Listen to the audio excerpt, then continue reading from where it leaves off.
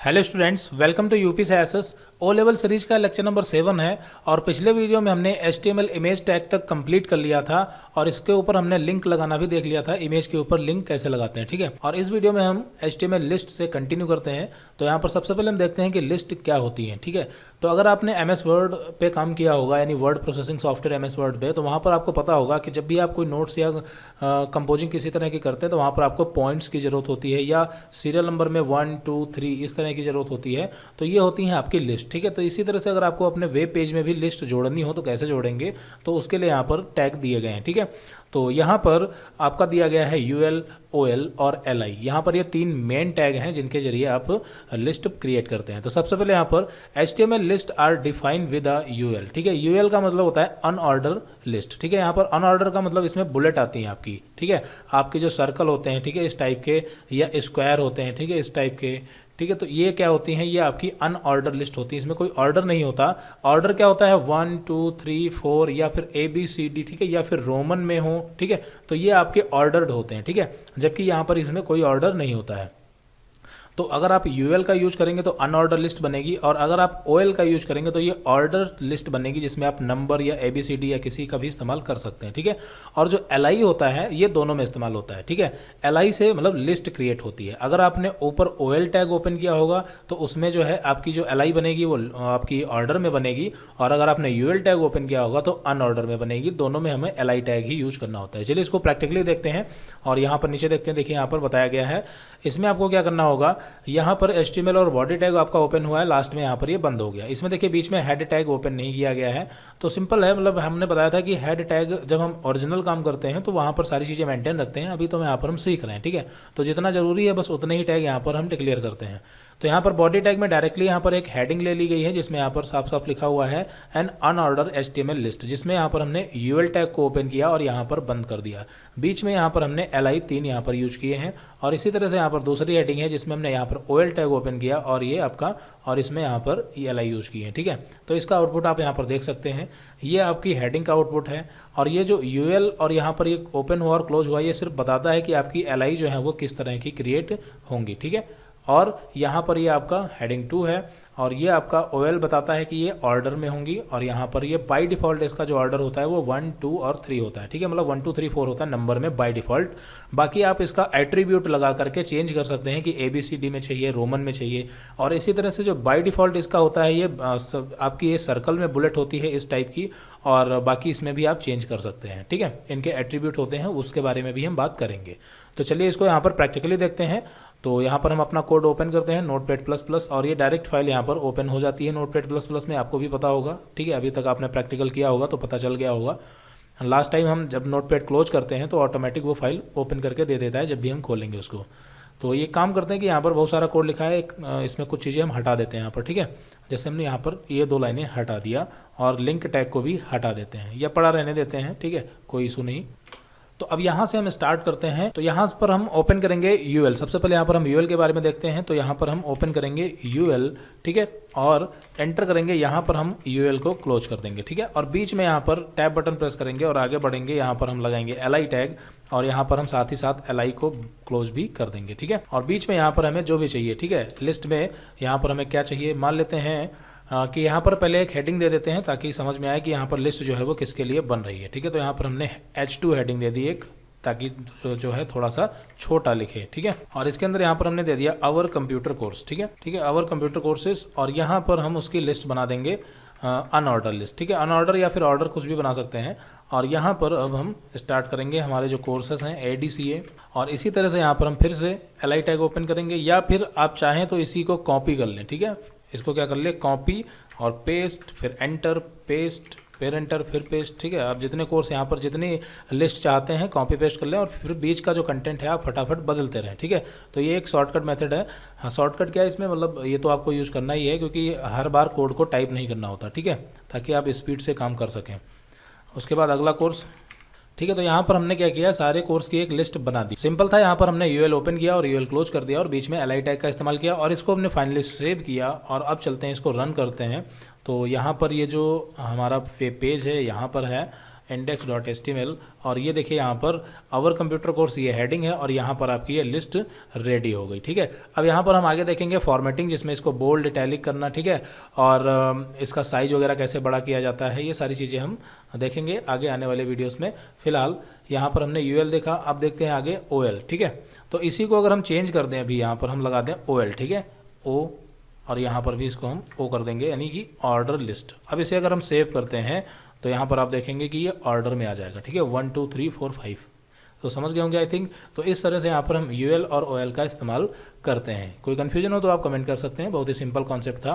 उसके बाद है empty HTML element. Empty HTML element, इसमें क्या होता है, देखिए कुछ टैग ऐसे होते हैं जो सिर्फ उसका कोई एट्रीब्यूट नहीं होता और ना ही वो ओपन या क्लोज होते हैं, सिर्फ आपका एम्प्टी होता है, यानी कि एक ही बार आपको वो टैग लगा देना होता है। जैसे कि BR टैग है, ठीक है, BR क्या करता है, ये लाइन को ब्रेक करता है। ठीक है, BR टैग क्या करता है, ये लाइन को ब्रेक करता है। आप इस तरह से भी लगा सकते हैं या फिर इस तरह से भी लगा सकते हैं। ठीक है, ये क्या होते हैं, अपने आप में ही क्लोज्ड होते हैं। जो HTML5 वर्जन है, ठीक है, आपका जो HTML5 वर्जन है, इसमें आप दोनों तरीके यूज कर सकते हैं। इसके पहले जो पुराने वर्जन होते थे उसमें यहाँ पर इस तरह से लगाना होता था, लेकिन अभी आप HTML5 में इस तरह से भी यूज कर सकते हैं या फिर इस तरह से भी यूज कर सकते हैं, गलत नहीं होगा। ठीक है, तो फिलहाल यहाँ पर हम जो है BR टैग से लाइन को ब्रेक कर सकते हैं। कैसे, चलिए देखते हैं यहाँ पर। ठीक है, नीचे यहाँ पर प्रैक्टिकल दिखाया गया है। देखिए यहाँ पर एक पैराग्राफ लिखा गया, ठीक है, और पैराग्राफ में ही आप मान लेते हैं 20 से पैराग्राफ तोड़ना चाहते हैं तो उसके लिए आप BR टैग का यूज कर सकते हैं। ठीक है, अगर मान लेते हैं सपोज कीजिए BR टैग नहीं होता और हमें जो है 2 लाइनों में लिखना होता, तो उसके लिए हमें पैराग्राफ टैग पहले यहाँ पर ओपन करना होता, फिर यहाँ पर हमें पैराग्राफ बंद करना होता, फिर दूसरा पैराग्राफ ओपन करना होता, फिर दूसरी बार पैराग्राफ बंद करते, तब वो 2 लाइन में होता। ठीक है, जबकि यहाँ पर BR टैग से आप आसानी से कर सकते हैं। ठीक है, जैसे यहाँ पर प्रैक्टिकली इसको देख लेते हैं। मान लेते हैं कि यहाँ पर आपने जो UPCI computer education Nighasan road Lakhimpur Kheri लिखा है, इसे आप 3 लाइनों में करना चाहते हैं। ठीक है, UPCI कंप्यूटर एजुकेशन 1 लाइन में, निघासन रोड 1 लाइन में और लखीमपुर खीरी 1 लाइन में, यानी 3 लाइनों में करना चाहते हैं। ठीक है, तो आप एक तो तरीका ये है कि इस तरह से कर सकते हैं, यहाँ पर आपको पैराग्राफ टैग बंद करना होगा। ठीक है, और फिर उसके बाद यहाँ पर आपको पैराग्राफ टैग फिर से ओपन करना होगा। ठीक है, तो यहाँ पर हम इसको बंद कर देते हैं और यहाँ पर हमें फिर से ओपन करना होगा और फिर उसके बाद यहाँ पर इसे बंद करना होगा और फिर उसके बाद यहाँ पर हमें ओपन करना होगा। ठीक है, इस तरह से। तो अब यहाँ पर इसको हम सेव करते हैं और यहाँ पर चलते हैं, रिफ्रेश करेंगे तो यहाँ पर आप देखेंगे कि वो तीनों जो है वो अलग अलग लाइन में इस तरह से आ जाएंगे। UPCI computer education Nighasan road Lakhimpur Kheri. ठीक, लेकिन इस तरह से हम नहीं करना चाहते, हम ब्रेक का यूज यहाँ पर कर सकते हैं ताकि ये बार बार इतनी मेहनत ना पड़े। ठीक है, तो कहीं से भी अगर आपको लाइन ब्रेक करनी हो तो सिंपली BR टैग का यूज करेंगे। तो कैसे यूज करेंगे, देखिए यहाँ पर लिख देंगे सिंपली BR, और यहाँ से हमें लाइन ब्रेक करनी है तो यहाँ पर भी आप टाइप कर दें BR। ठीक है, ये हो गया और इसे हम सेव करेंगे और वापस से रिफ्रेश करेंगे तो देखिए यहाँ पर ये इस तरह से लाइन ब्रेक हो गई। अब इन दोनों में डिफरेंस था, देखिए क्या डिफरेंस था कि जब आपने पैराग्राफ चेंज किया था तो इन तीनों लाइनों के बीच में काफ़ी स्पेस था, क्योंकि जो पैराग्राफ होता है वो टॉप और बॉटम से मार्जिन ले लेता है बाय डिफ़ॉल्ट, जिससे लाइनों के बीच की जो गैपिंग होती है वो बढ़ जाती है। जबकि BR टैग क्या करता है, ये लाइन को ब्रेक करता है, जिससे लाइनों के बीच की गैपिंग जो है वो नहीं बढ़ती है। ठीक है, इस चीज़ का ध्यान रखना, एक पैराग्राफ से दूसरे पैराग्राफ के बीच में डिफरेंट मतलब जो मार्जिन होती है टॉप और बॉटम की वो आ जाती है, जबकि ब्रेक करने पर वो मार्जिन नहीं आती है। ठीक है, तो समझ गए होंगे। तो ब्रेक का यूज आप इस तरह से कर सकते हैं, कहीं से भी किसी भी चीज़ में, आप चाहे पैराग्राफ को ब्रेक करना हो या फिर किसी हेडिंग को ब्रेक करना हो या किसी भी कंटेंट को ब्रेक करना हो। ठीक है, अब इमेज वगैरह अलग चीज़ है, उसमें आप इसका यूज नहीं कर सकते। टेक्स्ट जहाँ पर आप टाइप कर सकते हैं, जहाँ पर लाइन ब्रेक हो सकती है, वहाँ पर आप BR का यूज कर सकते हैं। चलिए आगे बढ़ते हैं। अगला है यहाँ पर हॉरिजेंटल रूल्स। ठीक है, हॉरिजेंटल रूल्स यहाँ पर HR टैग होता है। ठीक है, HR टैग हॉरिजेंटल रूल्स के लिए होता है। ये कैसे चलेगा, काम करेगा, देखिए यहाँ पर आप एक लाइन देख पा रहे होंगे इस तरह से। ठीक है, तो HR टैग का काम होता है यहाँ पर हॉरिजेंटल रूल्स, ये एक पार्टीशन बना देता है लाइन दे करके। ठीक है, तो यहाँ पर देखिए एक हेडिंग और एक पैराग्राफ लिखा गया, बीच में यहाँ पर HR टैग लगा दिया गया, फिर यहाँ पर हेडिंग और पैराग्राफ, फिर यहाँ पर HR टैग, फिर यहाँ पर हेडिंग और पैराग्राफ है। ठीक है, तो यहाँ पर 2 HR टैग लगे हैं, तो यहाँ पर आप देख सकते हैं ये 2 लाइनें इस तरह से आपको मिल जाती हैं। ठीक है, तो HR से क्या होता है, एक सेपरेशन बन जाता है। जैसे यहाँ पर अगर हम यहाँ पर लगा देते हैं HR टैग, ठीक है, HR, और फिर उसके बाद यहाँ पर लगा देते हैं या फिर यहाँ पर लगा देते हैं। ठीक है, HR, कोई ज़रूरी नहीं कि यहाँ पर हम नई लाइन में लगाएं, हम डायरेक्ट इस तरह से भी यूज कर सकते हैं। ठीक है, और यहाँ पर भी लगा देते हैं यहाँ पर, और इसे अब हम सेव करते हैं और उसी पेज को रिफ्रेश करेंगे तो यहाँ पर आप देखेंगे कि ये सेपरेट हो गई। ठीक है, यहाँ पर ये HR टैग से ये आपकी लाइनें आ गई। ठीक है, हॉरिजॉन्टल रूल्स होते हैं और बाकी यहाँ पर इसके कुछ एट्रीब्यूट भी होते हैं जो हम आगे देखेंगे, नोट्स में ही आपके दिए गए हैं आगे चल के। ठीक है, क्योंकि अभी हम बेसिक पढ़ रहे हैं। जैसे जैसे हम आगे बढ़ेंगे धीरे धीरे मिडिल की तरफ बढ़ते चले जाएंगे, जहाँ पर चीज़ें थोड़ा सा एडवांस होती जाएंगी। तो यहाँ तक आपका क्लियर हो गया होगा। आगे बढ़ते हैं। उसके बाद यहाँ पर अगले नंबर पर है HTML is not case sensitive. इसके बारे में हम पहले भी बता चुके हैं, ओरली बताया था, ठीक है। अब यहाँ पर आप देख सकते हैं डेफिनेशन दी गई है। HTML नॉट कैच सेंसिटिव, इसका मतलब ये हुआ कि HTML में आप स्मॉल लेटर में किसी भी टैग को लिखें, ठीक है, या कैपिटल लेटर में लिखें, फ़र्क नहीं पड़ता। समझ गए होंगे आई थिंक, ठीक है। ये हमने पहले भी बताया था। तो यहाँ पर वही चीज़ बताएगी, HTML tag are not case sensitive. P यानी आप इस तरह से लिखें या फिर आप इस तरह से लिखें, दोनों का मतलब सेम ही होता है, ठीक है। लेकिन यहाँ पर रिकमेंडेशन यही है कि आप हमेशा जो है स्मॉल लेटर का ही यूज़ करें, जिससे क्या होता है कि कोड की रीडेबिलिटी जो है वो बढ़ जाती है, ठीक है। आप इसका प्रैक्टिकल कर सकते हैं। आप एक काम कीजिए कि कम से कम आप 20 से 25 लाइनों का कोड, जितने भी उसमें टैग आप यूज करें, सारे के सारे कैपिटल लेटर रखें, ठीक है। और फिर एक आप दूसरा पेज बनाएं जिसमें आप लेटर जो है स्मॉल रखें, फिर दोनों को आप रीड करें तो आपको खुद ही पता चल जाएगा कि रीडेबिलिटी किसमें अच्छी है, ठीक है। तो यहाँ पर समझ गए होंगे कैश सेंसिटिव का मतलब। कैश का मतलब क्या होता है तो आपको पता होगा कि कैश जो आपका कैपिटल लेटर होता है, जैसे यहाँ पर H है, ये कैपिटल लेटर है तो नॉर्मली हम कैपिटल बोलते हैं, लेकिन कंप्यूटर इसको क्या बोलता है, अपर कैश, ठीक है। कंप्यूटर इसको क्या बोलता है, अपर कैश, ठीक है। और अगर यहाँ पर H को स्मॉल लिखते हैं इस तरह से तो इसको कंप्यूटर बोलता है लोअर कैश। क्या बोलता है, लोअर कैश, ठीक है। और इसी तरह से एक दूसरा होता है प्रॉपर कैश। तो प्रॉपर कैश में क्या होता है कि हर एक वर्ड का जो पहला लेटर होता है वो कैपिटल होता है, उसको बोला जाता है प्रॉपर कैश। और एक होता है सेंटेंस कैश। सेंटेंस कैश में क्या होता है कि हर लाइन या पैराग्राफ का जो पहला लेटर होता है वो आपका कैपिटल होता है, उसको बोलते हैं सेंटेंस कैश, ठीक है। तो कैश यहाँ पर 4 प्रकार के हो गए। एक और होता है टॉगल कैश। फिलहाल यहाँ पर आपके 2 प्रकार के जो कैश है वो मेन है, एक तो अपर कैश और दूसरा लोअर कैश, ठीक है। तो ये आपका क्या है, अपर कैश, और ये आपका क्या है, लोअर कैश। समझ गए होंगे आई थिंक, ठीक है। तो उसी को बोलते हैं कैश सेंसिटिव। यानी यहाँ पर आपकी जो HTML है वो नॉट कैश सेंसिटिव है, यानी कि आप स्मॉल में लिखें कैपिटल में लिखें कोई फर्क नहीं पड़ता। चलिए आगे बढ़ते हैं। तो ये डेफिनेशन थी। और यहाँ पर उसके बाद है अगले नंबर पर HTML टेक्स्ट फॉर्मेटिंग एलिमेंट, ठीक है। तो HTML टेक्स्ट फॉर्मेटिंग एलिमेंट, तो फॉर्मेटिंग का मतलब आपको पता होगा। फॉर्मेटिंग का मतलब किसी भी टेक्स्ट को डेकोरेट करना, डिज़ाइन करना, ये फॉर्मेटिंग के अंतर्गत आता है, ठीक है। तो यहाँ पर डेफिनेशन आप देख सकते हैं, HTML also define special element for defining text with a special meaning, ठीक है। HTML use element like B and I for formatting output, like B यानी कि बोल्ड और I यानी कि इटैलिक के लिए, ठीक है। तो यहाँ पर कई सारे टेक्स्ट, यहाँ पर आपके कई सारे टैग दिए गए हैं, ठीक है। यहाँ पर आप देख सकते हैं। तो B यानी कि बोल्ड, ठीक है। B क्या करता है, ये बोल्ड करता है, और जो स्ट्रांग होता है ये भी बोल्ड करता है। लेकिन ये बोल्ड करने के साथ साथ में आपका जो होता है वो इंपॉर्टेंट टेक्स्ट भी होता है, ठीक है। और I जो होता है वो इटैलिक करता है, EM जो होता है वो एम्फसाइज्ड करता है, ठीक है। इन दोनों का मतलब इटैलिक ही होता है, दोनों ही दिखने में एक जैसे होते हैं, और बोल्ड और स्ट्रांग भी दोनों एक जैसे होते हैं। और यहाँ पर मार्क और जो अंडरलाइन है यहाँ पर आप देख सकते हैं ये भी एक जैसे होते हैं, और स्मॉल अलग है, बिग अलग है, डेल, इंसर्ट, इनको प्रैक्टिकली देखते हैं तो आपको बेटर समझ आएगा कि इनका जो इफेक्ट है वो कैसा है, ठीक है। तो यहाँ पर आप नीचे बढ़ेंगे तो आप देख सकते हैं इसमें यहाँ पर बताया गया है। देखिए ये आपका जो है ये क्या है, बोल्ड है, और ये आपका जो है ये क्या है, स्ट्रांग है, ठीक है। तो यहाँ पर ये जो बोल्ड है और स्ट्रांग है दिखने में एक जैसा है, लेकिन ब्राउज़र के लिए ये इन्फॉर्मेशन अलग अलग जाती है। जैसे ब्राउज़र के लिए इन्फॉर्मेशन, अगर आपने किसी भी कंटेंट को यानी किसी भी चीज़ को अगर आपने पैराग्राफ में रखा है, ठीक है, तो ब्राउज़र समझता है कि ये एक पैराग्राफ है। अगर आपने उसको हेडिंग में रखा है तो ब्राउज़र जानता है कि ये आपकी एक हेडिंग है। इसी तरह से अगर आप किसी भी टेक्स्ट को बोल्ड करते हैं तो वो समझता है कि ये बोल्ड है, और अगर आप किसी टेक्स्ट को स्ट्रांग के जरिए यहाँ पर बोल्ड करते हैं तो वो समझता है कि ये टेक्स्ट इंपॉर्टेंट है, तो वो आपका एक टैग के रूप में भी काम करता है सर्च इंजन के लिए, ठीक है। तो फिलहाल अगर कोई टेक्स्ट इंपॉर्टेंट है तो उसके लिए आप यहाँ पर स्ट्रांग का यूज़ करेंगे। एग्जांपल यहाँ पर मान लेते हैं कि हम अपना जो सेलफोन है वो सेल कर रहे हैं यानी बेच रहे हैं, तो उस कंडीशन में यहाँ पर हम कुछ सेंटेंस इस तरह का लिखेंगे। यहाँ पर हम लिखेंगे माई फोन, ठीक है, my cell phone sale price, ठीक है, इस तरह से लिखेंगे। सेल प्राइस मान लेते हैं 5000, ठीक है। तो यहाँ पर ये जो 5000 है ये एक इम्पॉर्टेंट हो जाएगा, ठीक है। तो यहाँ पर हम इसके आगे जो है स्ट्रांग यहाँ पर टैग यूज करेंगे, स्ट्रांग ओपन करेंगे और यहाँ पर क्लोज कर देंगे। तो ये बोल्ड तो होगा ही, दिखने में थोड़ा अलग लगेगा, लेकिन साथ ही साथ ये इंपॉर्टेंट माना जाएगा, ठीक है। तो ये चीज़ होती है, यानी कि my cell phone sale price, ठीक है, my cell phone sale price is this, ठीक है, यानी 5000। तो यहाँ पर 5000 इंपॉर्टेंट हो जाएगा, तो यहाँ पर हम इंपॉर्टेंट यानी स्ट्रांग टैग का यूज कर सकते हैं। इसी तरह से आई यहाँ पर क्या करेगा, इटैलिक कर देगा। EM जो होता है ये भी दिखने में एक ही जैसा होता है, एम्फसाइज्ड, यानी ये भी इटैलिक होता है।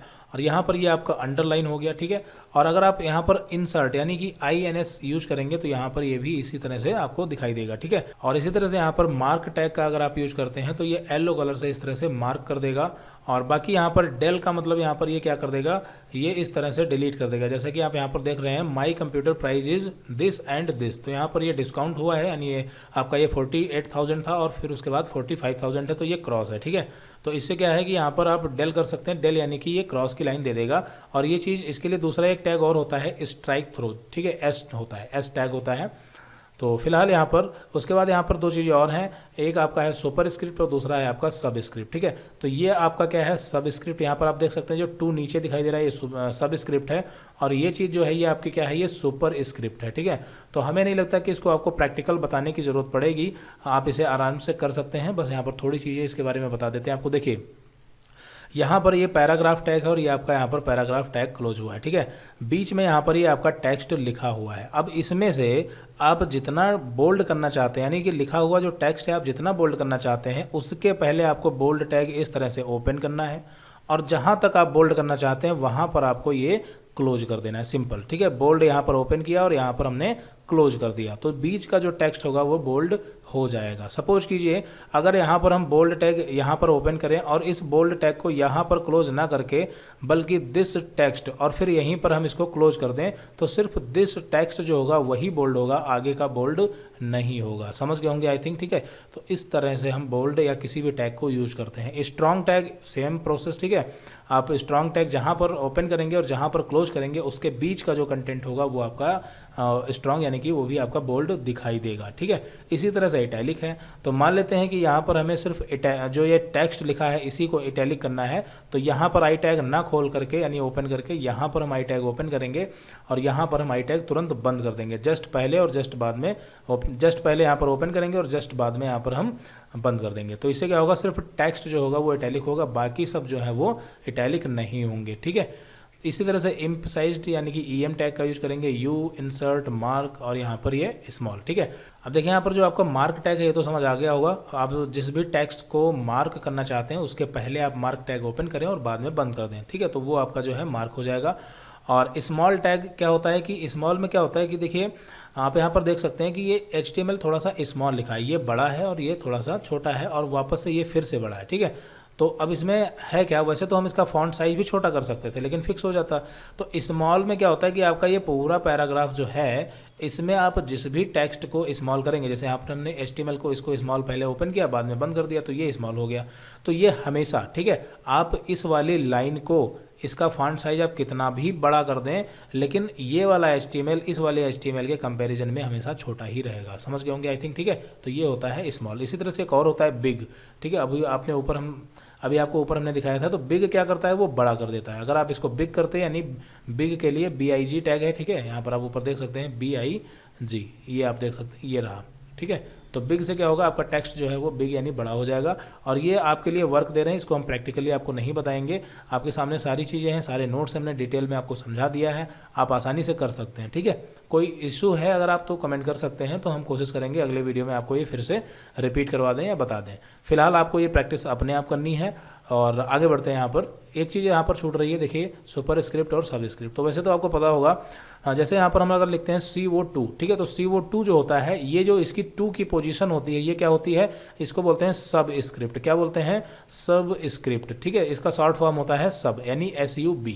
और यहाँ पर अगर हम लिखते हैं x², ठीक है, तो x² जो होता है इस 2 की पोजीशन कहाँ पर होती है, इस 2 की पोजीशन होती है सुपर स्क्रिप्ट। क्या होती है, सुपर स्क्रिप्ट, जिसको हम शॉर्ट में SUP बोलते हैं। ठीक है, तो अगर आपको इस तरह से लिखना हो तो यहाँ पर देखिए CO जो लिखा है ये पैराग्राफ है और 2 को हमें क्या करना है, सब स्क्रिप्ट करना है। यहाँ पर आप देख सकते हैं ये 2 नीचे है, नहीं सब स्क्रिप्ट है।